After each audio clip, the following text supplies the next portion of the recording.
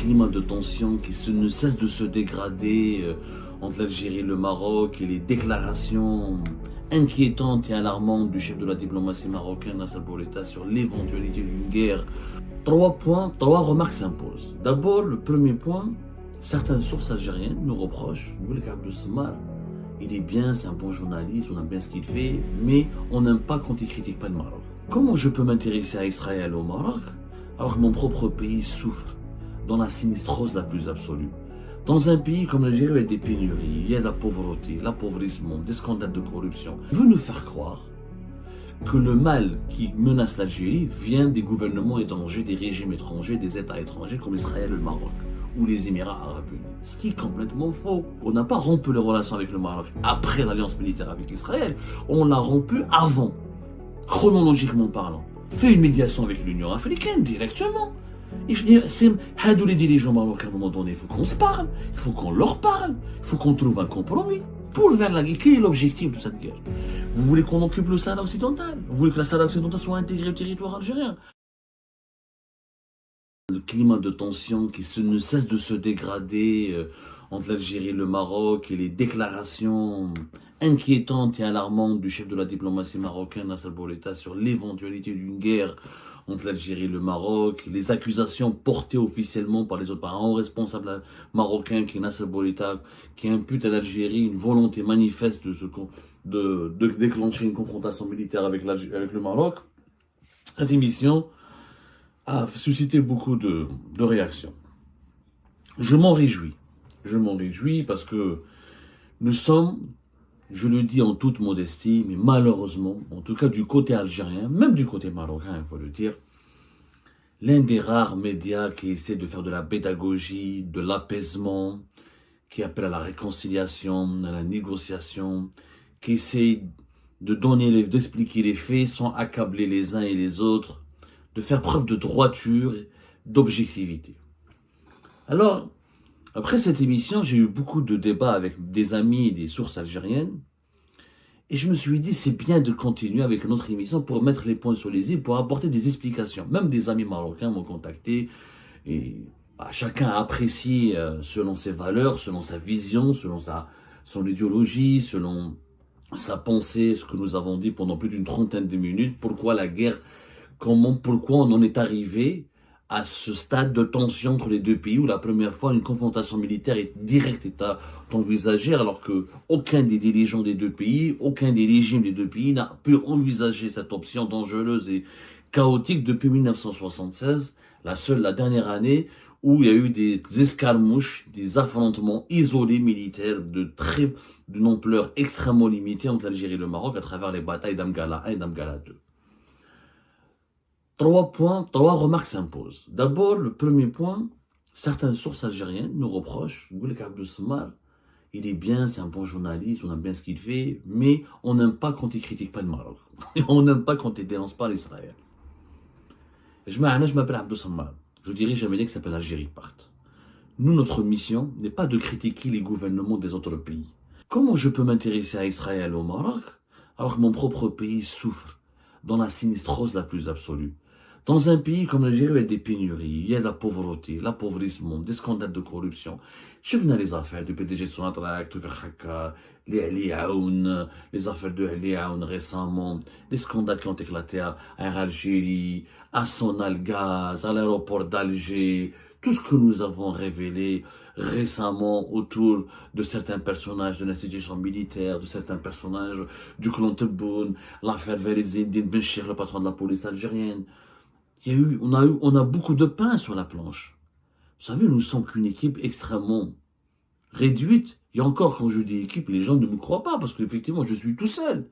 J'ai des sources, j'ai pas vraiment de collaborateurs, j'ai essentiellement de sources qui collaborent avec nous pour nous envoyer des infos, pour nous aider à révéler ce qui ne peut pas être révélé en Algérie. Parce qu'il y a la dictature. Mais je peux pas m'intéresser, je suis qu'un humain, je peux pas lutter pour l'avenir de l'Algérie, mais aussi pour l'avenir du Maroc et d'Israël et d'ailleurs. C'est pas mon rôle. Mon rôle est d'être journaliste algérien, de me consacrer à l'Algérie. De un. De deux. Il y a une pensée dangereuse, extrêmement dangereuse, qui s'est développée en Algérie, malheureusement depuis 2021-2022. notamment depuis la rupture des relations diplomatiques avec le Maroc en août 2021. On veut nous faire croire que le mal qui menace l'Algérie vient des gouvernements étrangers, des régimes étrangers, des États étrangers comme Israël et le Maroc, ou les Émirats arabes unis. Ce qui est complètement faux. Celui qui doit veiller sur le bien-être, le développement, le confort de l'Algérie, de sa population, ce sont ses propres dirigeants.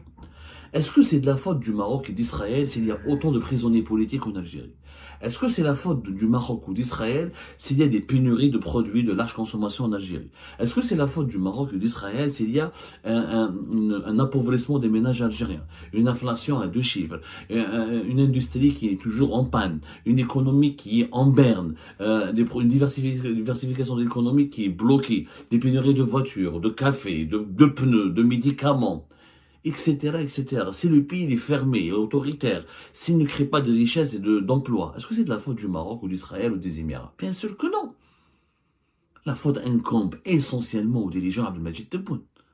Essentiellement aux dirigeants du régime Tebboune qui n'arrivent pas à redresser le pays, qui imposent un autoritarisme absolu, qui supportent pas les libertés publiques et individuelles, qui condamnent à mort ou à l'exil ou à la prison ses détracteurs et ses contradicteurs, qui fait du chantage à ses opposants pour les libérer à condition qu'ils ferment leur gueule et qu'ils ne puissent pas le déranger, et une gestion chaotique, comme on l'explique, avec des chiffres, avec des documents, avec nos enquêtes.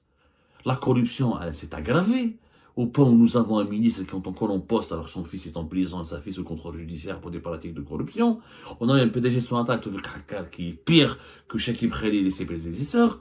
On a eu des scandales, encore une fois, on va pas les répéter, un patron de la police algérienne, espion, traître et corrompu. Ça s'est passé à l'époque de Tebboune.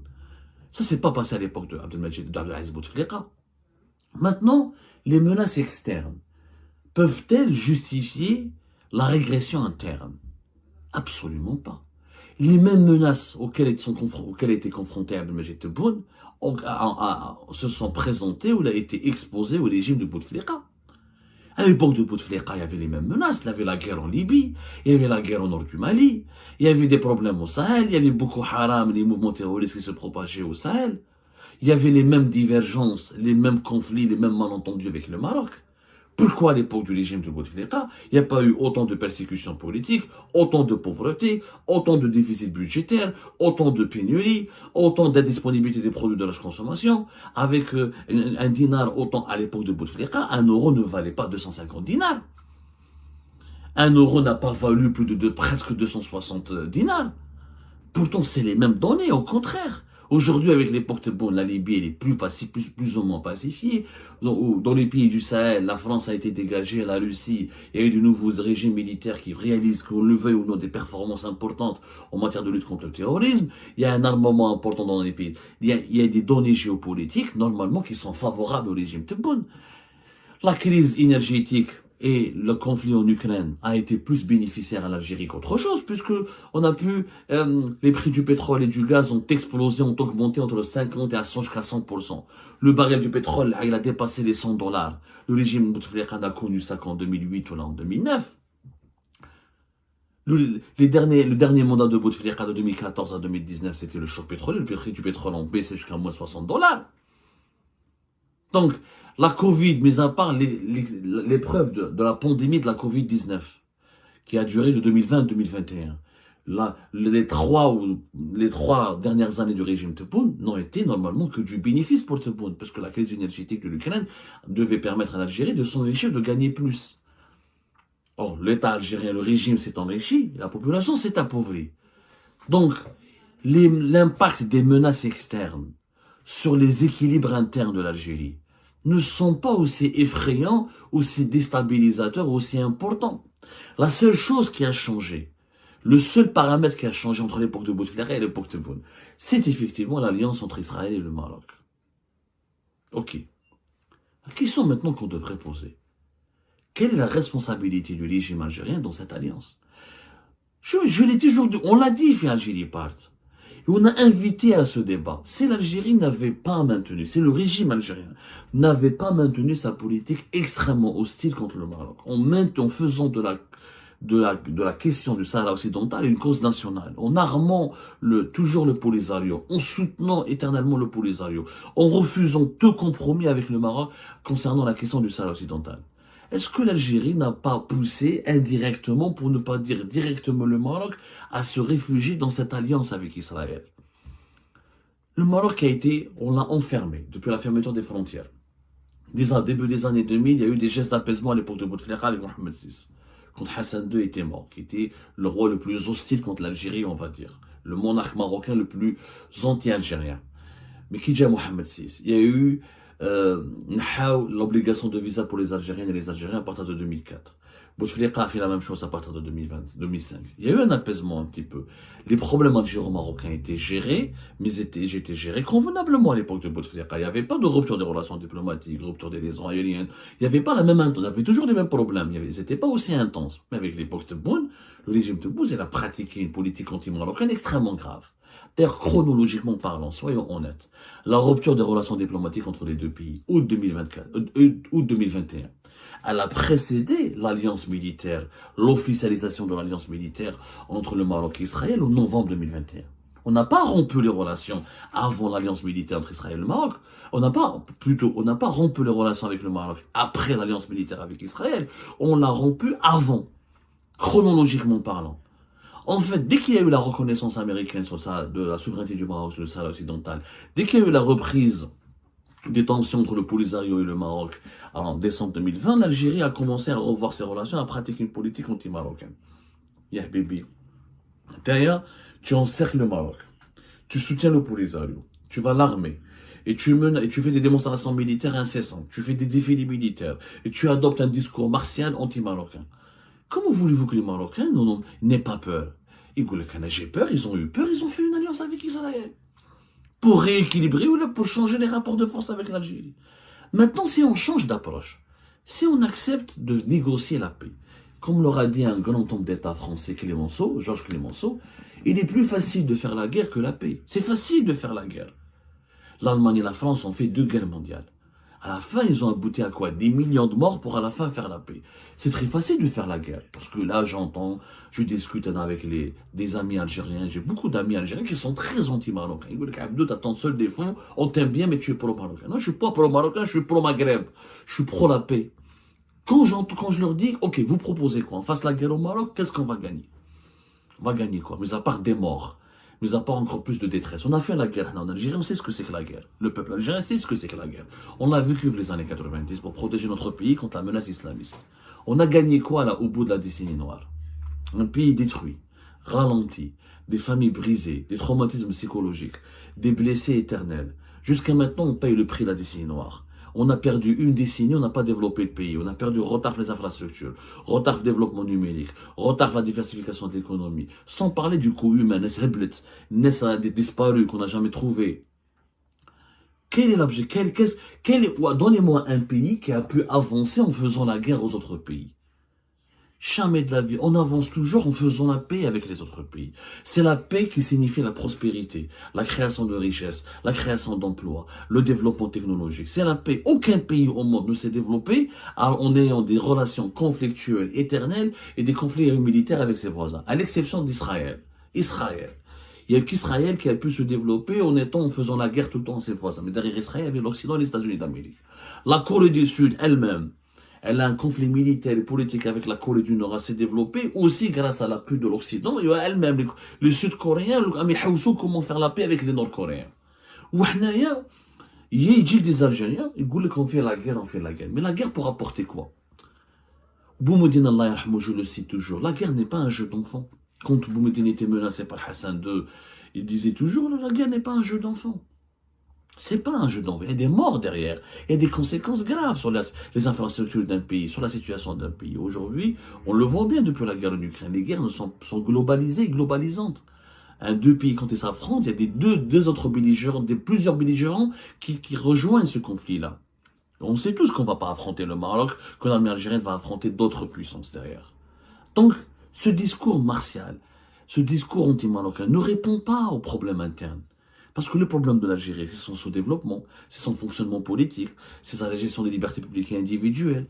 Ouais, le régime Bouteflika a pu développer le pays. Bien, on est corrompu, les rodent le pouvoir, une classe d'oligarchie. Mais à son époque, on a eu des barrages, des stations de dessalement de l'eau de mer, on a eu des voitures, on a eu une autoroute Est-Ouest, la grande mosquée d'Alger, le palais des conventions on a eu des infrastructures qu'on a acheté à l'époque de Bouteflika. On n'avait pas la crise du café, des légumes secs, des huiles, de l'huile, du sucre. On n'avait pas. Et pourtant, on avait un environnement géopolitique hostile. La guerre en Libye, l'intervention de la France contre le Kadhafi, la chute, la rébellion de l'Azawad, les défis en sécuritaire à l'époque de Bouteflika étaient plus importants. Et pourtant, on n'avait pas autant de problèmes. À Tebboune, on n'a que des problèmes. Pourquoi? Parce qu'ils essayent de nous faire croire que leur faillite dans la gestion interne s'explique par les menaces externes.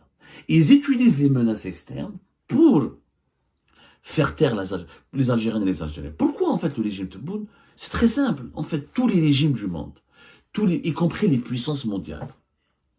Alors Donald Trump, c'est le premier patron de l'armée la plus puissante du monde. Il ne veut pas faire la guerre. Il veut négocier avec la Russie, une issue avec l'Ukraine. À l'époque de Donald Trump, il n'y a pas eu de guerre. Même les États-Unis d'Amérique, qui sont la première puissance au monde, ils préfèrent négocier. Parce que c'est le plus difficile de faire la paix. Les vraies puissances sont les puissances qui imposent un compromis aux autres et qui arrivent à s'enrichir, à préserver la richesse de leur pays. Faire les guerres ont toujours été coûteuses. Donald Trump, il le dit, je ne veux pas que l'Amérique finance des guerres. Je veux que l'Amérique soit prospère, que les Américains retrouvent leur prospérité. C'est pour ça qu'il veut mettre fin à la guerre en Ukraine avec Poutine. Donc, le régime Tebboune, s'il était vraiment se préoccuper du bien-être et de la sécurité et du développement de l'Algérie, il faut négocier un compromis avec le Maroc. Il faut directement négocier avec les Marocains. On sait tous que leur faire la guerre au Maroc, les deux pays seront perdants. Et personne ne gagnera. Personne ne gagnera. Il faut donc négocier. Tous les pays, même la Syrie, ils ont négocié. La Corée du Sud veut négocier. Le Japon veut négocier. Les États-Unis veulent négocier avec Donald Trump. Tout le monde veut négocier. Tous les conflits finissent par, avant même de débuter, on essaie de négocier. Tout le monde veut éviter les conflits. Parce que les conflits militaires n'aboutissent qu'à des morts, à de la destruction, et ça ramène jamais rien. Ça ramène absolument l'exemple de la Libye, de la Syrie, de l'Irak. Chef dans les conflits militaires sur cas. Qui est l'Algérien qui voudrait que l'Algérie devienne la Libye? Quel est l'Algérien et l'Algérien qui souhaite à ce que son pays soit comme la Syrie ou là comme l'Irak? Ou là comme le Yémen? On ne veut pas que notre pays soit un échiquier où les puissances mondiales font leur règlement de compte sur notre dos.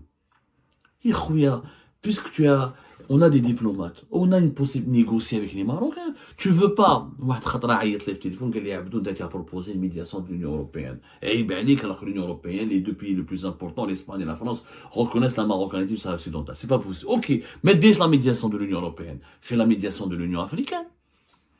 Fais une médiation avec l'Union africaine directement. Les dirigeants marocains, à un moment donné, il faut qu'on se parle, il faut qu'on leur parle, il faut qu'on trouve un compromis. C'est tout. Et tu décides. Pourquoi ils veulent pas négocier? Parce que ça les intéresse, cette stratégie de la tension. Parce que cette tension permanente, elle permet de justifier la répression, de justifier la dictature, de justifier les budgets élevés de l'armée, de la police et la machine sécuritaire, et elle peut masquer le sous-développement du pays. Demain, dès que tu vas dire à Tebboune, à ses partisans, on se développe pas, on a un problème, on est menacé par la guerre, on est menacé d'une guerre. Il y avait la Libye qui brûlait, mais les projets d'autoroute Est-Ouest se construisaient, les logements se construisaient, les stades ont été lancés, l'Algérie a gagné la candidature pour les Jeux méditerranéens d'Oran, où on s'est développé. Tout le monde comme vous voulez qu'on fasse que la guerre? Pour faire la guerre, quel est l'objectif de cette guerre? Vous voulez qu'on occupe le Sahara occidental? Vous voulez que le Sahara occidental soit intégré au territoire algérien? Et là, nous avons déjà le plus grand Sahara du monde. Nous avons pratiquement avec l'Australie et les États-Unis le plus grand désert du monde. Et là, notre propre territoire, on est déjà un pays, continent, on n'a pas développé. Au Chindiroubéa, un territoire en plus. Si les dirigeants algériens veulent régler le problème du Sahara occidental peut être réglé en 24 heures. C'est une population de 300 000 personnes, ni plus ni moins, c'est même pas Bablouette. On peut rapidement trouver un compromis s'ils le veulent. En 24 heures, une solution réaliste. Parce que tout le monde sait, les dirigeants algériens eux-mêmes le savent. Eux-mêmes le savent. Les dirigeants algériens ont eu peur entre 2011 et 2013 que les Touaregs fassent un État indépendant au nord du Mali. Ils ont eu peur que la Libye se divise en plusieurs États. Ils ont eu peur que la Tunisie s'effondre et se divise. Ils ont eu peur que le Niger s'effondre et se divise. Parce qu'ils savent très bien que la création de micro-États dans le contexte mondial actuel, avec l'emprise des mouvements de narcotrafic, des mouvements terroristes et des ingérences étrangères, c'est un facteur de déstabilisation. Le monde moderne va vers les blocs régionaux, mais Chine va vers la construction de micro-États. Le Sahara occidental ne pourra pas survivre, comme le sud du Soudan ne survit pas, comme le Mali a du mal à survivre, comme le Niger a du mal à survivre, comme plusieurs dizaines de pays africains ont du mal à survivre. Parce qu'aujourd'hui, il faut des marchés communs, des blocs régionaux communs pour affronter les menaces communes. Donc, si on veut être réaliste, on veut régler le problème avec le Maroc en 2 secondes. Dès l'autonomie, ou la assure-moi un accès à l'Atlantique, on se partage les territoires, 80%, 20%, même 80%, même des routes communes, accès commun, on exploite des projets communs, on déroule la paix. C'est très facile. Il faut juste faire preuve de bon sens. Mais moi, ils ne veulent pas négocier. Alors que la négociation directe, elle est inévitable. C'est pas la guerre qu'il faut faire avec le Maroc, c'est la paix qu'il faut faire avec le Maroc.